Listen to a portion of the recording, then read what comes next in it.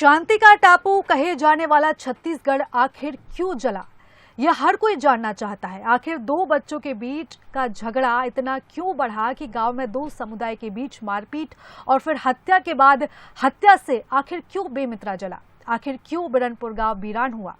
देखें हमारी एक खास रिपोर्ट। छत्तीसगढ़ यानी शांति का टापू, छत्तीसगढ़ यानी सौहार्द का गढ़। लेकिन छत्तीसगढ़ का एक इलाका कुछ यूं धधक रहा है कि सूबे के दूसरे हिस्सों में भी इसकी तपन महसूस की जा रही है। हम बात कर रहे हैं बेमित्रा की। यहां के बिरनपुर गांव में 8 अप्रैल को कुछ ऐसा घटना घटा, देखते ही देखते माहौल बिगड़ गया और कभी भाई भाई की तरह रहने वाले लोग एक दूसरे के खून के प्यासे हो गए।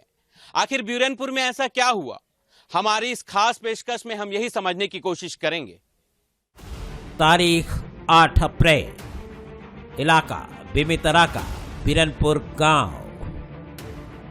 हर रोज की तरह आज भी सुबह की पहली किरण ने छत्तीसगढ़ के इस गांव के खेत खलियानों और दहलीजों को उजास से भर दिया था। लोग अपने रोजमर्रा के कामों में व्यस्त थे। इसी बीच गांव के ही 2 स्कूली बच्चों का साइकिल से कट मारने को लेकर विवाद हो गया और देखते ही देखते एक युवक ने छात्र के हाथ पर कांच की बोतल तोड़ दी। इस घटना की जानकारी बच्चों के घरों तक पहुंची तो दोनों पक्ष आमने सामने आ गए और उनमें मारपीट होने लगी और मामला खून खराबा तक पहुंच गया। 22 साल के भुवनेश्वर साहू की तलवार से हत्या कर दी गई। हत्या के बाद जब पुलिस मौके पर पहुंची तो गुस्साए लोगों ने उस पर पथराव कर दिया। एक पुलिसकर्मी को भी गंभीर चोटें आईं और मामला धीरे धीरे सांप्रदायिक रूप लेने लगा। पुलिस के पास जैसे ही सूचना आया कि 2 बच्चों की झगड़ा में ये काफ़ी बढ़ गया है, पुलिस तुरंत वहां पर रेस्पॉन्ड किया है।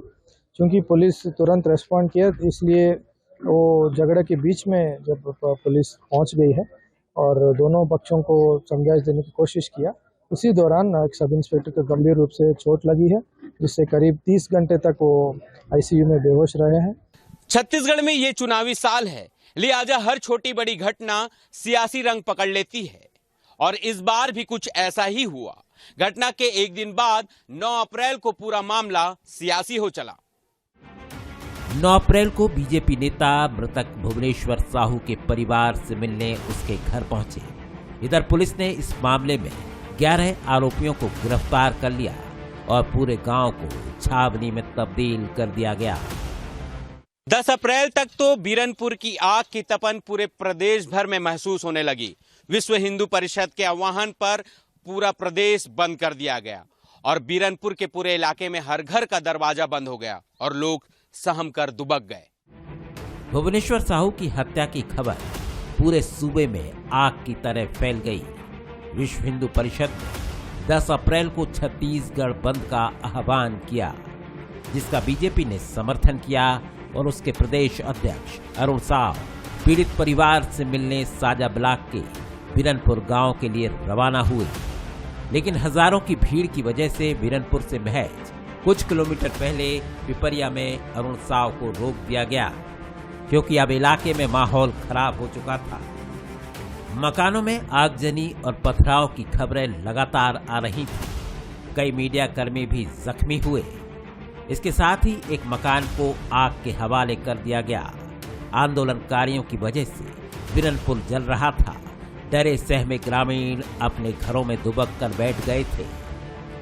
पुलिस सांप्रदायिक दंगे को रोकने के लिए बैरिकेडिंग कर सड़क पर पहरा दे रही थी। भीड़ को कंट्रोल करने दुर्ग पुलिस ने भाजपा अध्यक्ष अरुण साव से बात की और उन्हें वापस जाने के लिए मना लिया। इसके बाद हालात काबू में आए। अभी तक जो हुआ वो कुछ भी नहीं था, लेकिन 11 अप्रैल को जो हुआ वो दिल दहला देने वाला था। एक दिन पहले जहां हिंसा हुई थी, जिस मकान को आग के हवाले किया गया था, 400 मीटर की दूरी में वहीं 200 बरामद किए गए, यानी कि मामला हाथ से निकल रहा था। अब छत्तीसगढ़ में वो हो रहा था जो इतिहास में इससे पहले कभी नहीं हुआ, यानी कि सांप्रदायिक हिंसा। बिरनपुर की आग अब कितनी बड़ी हो चुकी थी, इसका अंदाजा तब हुआ जब 11 अप्रैल की सुबह बेमेतरा पुलिस ने 2 लोगों के शव बरामद किए।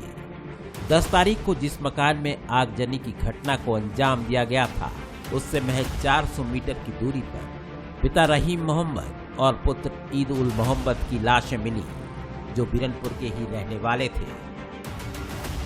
इस पूरे मामले को लौ जिहाद से भी जोड़ने की कोशिश की जा रही है। बंसल न्यूज की पड़ताल में भी ये बात जरूर निकलकर सामने आई कि एक समुदाय की कुछ लड़कियों ने दूसरे समुदाय के लड़कों से घर वालों की मर्जी के खिलाफ शादी की।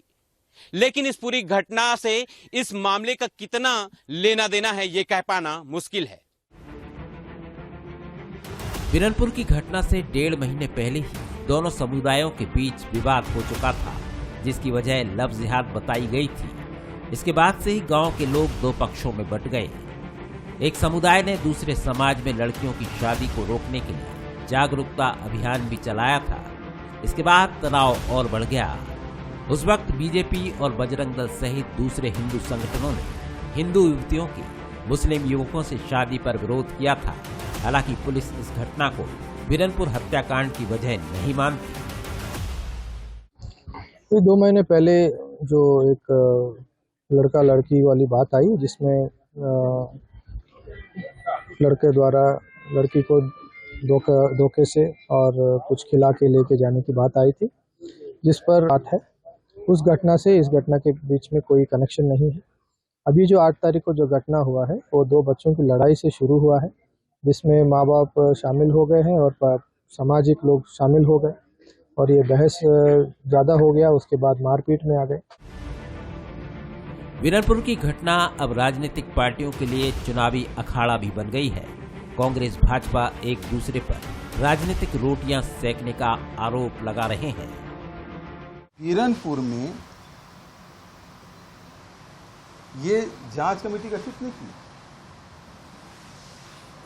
दुर्ग के सांसद गए, राजनांदगांव के सांसद गए, बिलासपुर के सांसद गए, अलग अलग गए, उनके कार्यकर्ता गए, बजरंग दल के लोग गए और कमेटी जाती तो 2, 4, 5 लोगों की कमेटी जाती, वो तथ्यों की जानकारी लेते और जो सवाल उठाए जाते है ना, तो उसके बारे में राज्यपाल को ज्ञापन देते, मुख्यमंत्री ज्ञापन देते, प्रशासन को ज्ञापन देते, तो उसमें विचार किया जाता। लेकिन इन्होंने आग में पेट्रोल डालने का काम किया।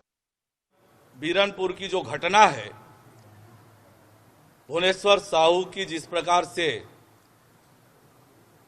निर्ममता पूर्वक हत्या की गई है, उसकी जितनी निंदा की जाए कम है। भुवनेश्वर साहू के साथ न्याय हो, उसके परिवार को न्याय मिले और जितने भी लोग इस घटना के दोषी हैं, आरोपी हैं, उन सब की गिरफ्तारी हो, उन्हें फांसी की सजा मिले।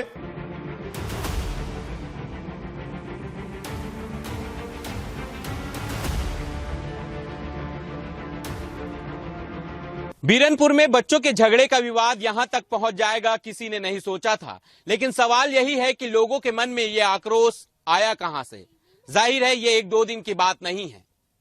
फिर कौन है जो छत्तीसगढ़ में इस आग को हवा दे रहा है? इस सवाल का जवाब हम और आप दोनों को मिलकर खोजने होंगे। कैमरामैन प्रकाश राव के साथ उमेश मौर्य, बंसल न्यूज, बेमेतरा।